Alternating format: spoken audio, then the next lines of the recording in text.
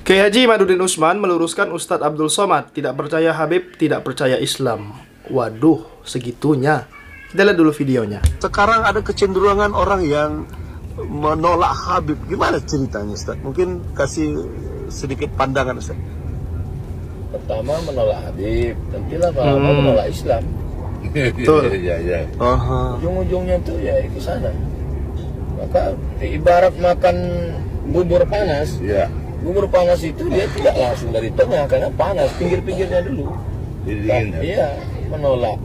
Kalau sudah orang kehilangan kecintaan kepada para habaib, hilang kecintaan pada ulama, hilang mahabbah, ya lama-lama ketika Islam dihinakan, cuek. Yang jelas adalah apa yang dikatakan oleh UAS, bahwa tidak percaya kepada dasar habaib itu sama dengan tidak percaya pada Islam, itu tidak ilmiah, tidak berdasarkan ilmu pengetahuan, dan membawa jamaahnya kepada taklid buta yang dilarang oleh agama Islam, yang dilarang oleh Al-Quran. Wala taqfu ma laysa laka bihi ilmun qalu bal wajadna aba'ana kadzalika yaf'alun. Itu ucapan orang-orang kafir pada zaman Nabi Ibrahim.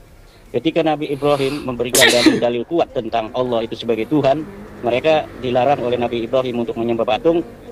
Kata orang-orang kafir itu di zaman Nabi Ibrahim, qalu bal wajadna aba'ana kadzalika yaf'alun. Kami menemukan ayah-ayah kami memang sudah begini dari dulu. Nah, ini mirip dengan ucapan Ustadz Yahya Al-Bahja itu juga. Wahai jamaah, wahai umat, apa-apa yang telah kalian yakini dari nasab Habib ini, yakinilah. Jangan dengarkan ucapan orang-orang yang membatalkan. Ini ucapan Ustadz Yahya Al-Bahja dalam suatu kesempatan. Saya kira ini adalah mengajari umat untuk bodoh.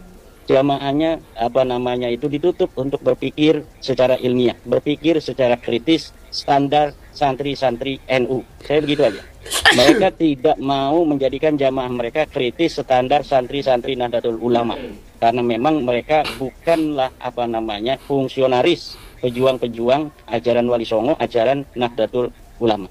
Juga yang terakhir, bahwa dari perbincangan kami tadi, Ustadz Wafi bukan representasi santri Nahdlatul Ulama, bukan representasi santri Nusantara yang mengatakan bahwa ilmu nasab itu salah satu kaidahnya surah istifadah cukup untuk dijadikan tools pengisbat nasab walaupun bertentangan dengan kitab. Dan kitab nasab hari ini yang bisa dibaca, yang mengisbat Balawi, yang dikarang abad ke-15 Hijriah, itu bisa mengisbat nama-nama sampai ke Nabi Muhammad tanpa harus ada referensi sebelumnya. Ini tidak representasi para santri, apalagi para kiai-kiai. Jadi tidak boleh masyarakat untuk menghakimi atau mempunyai kesimpulan bahwa santri-santri di pondok-pondok pesantren tidak ilmiah hanya gara-gara Ustadz Wafi. Demikian Gus Rifki. Itu taklid buta kata Imad ya, mengajak umat Islam taklid buta kepada para Habib Balawi. Tapi faktanya Anda tidak berani datang, kau Imad nggak berani datang ya. Dalam debat nggak berani datang. Tapi dia anyap-anyap terus di media sosial, teman-teman. Itulah ciri khas daripada manusia munafik, manusia pengecut. Jadi banci aja, Mat.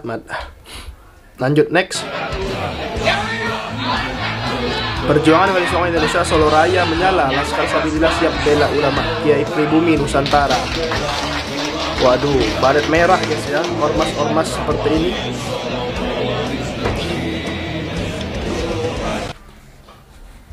Nah, kalau sekarang dia membela ulama yang katanya pejuang nasab Wali Songo.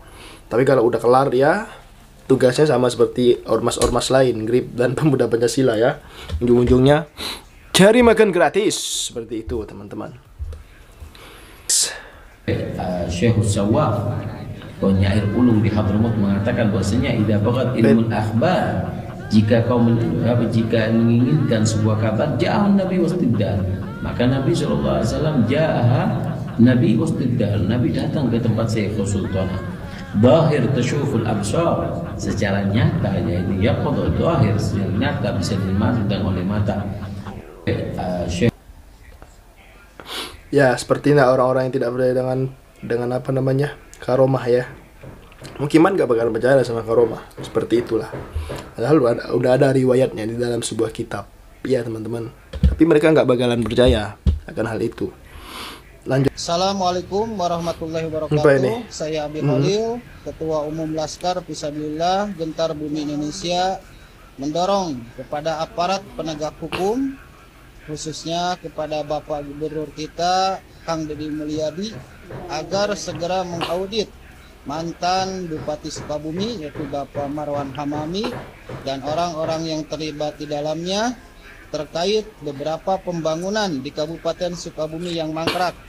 Di antaranya gedung Pemkab Sukabumi yang diduga telah menghabiskan anggaran 170 miliar, ada gedung Geraha Kepemudaan dan gedung IGD RSUD Pelabuhan Ratu.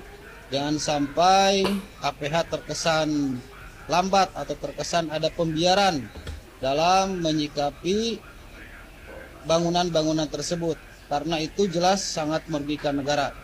Sekali lagi kami mendorong kepada aparat penegak hukum agar segera mengaudit mantan Bupati Sukabumi dan orang-orang yang terlibat dalam pembangunan tersebut.